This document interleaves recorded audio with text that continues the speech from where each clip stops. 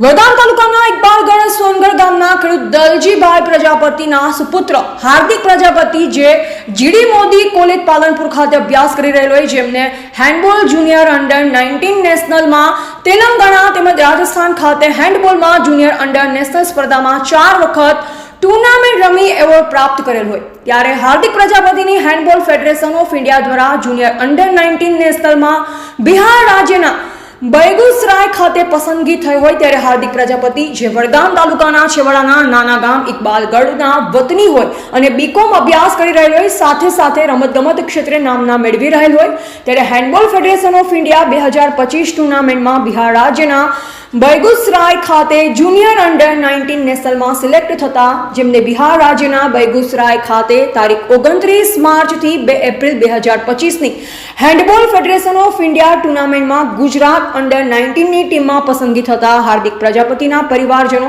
તેમજ કુટુંબીજનો દ્વારા ખૂબ ખૂબ અભિનંદન સાથે આશીર્વાદ આપ્યા હતા. રિપોર્ટર અબ્બાસ મીર, વડગામ. મારે દલજીભાઈ, હું બીકોમ સેમ 4 પાલનપુર ખાતે અભ્યાસ કરું છું.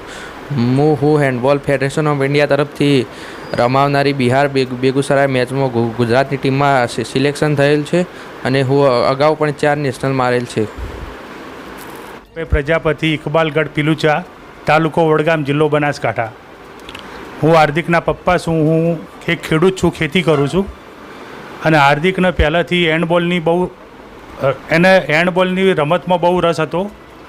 2021, 22, 2023 અને 2024માં એને 4 નેશનલ મારેલી છે.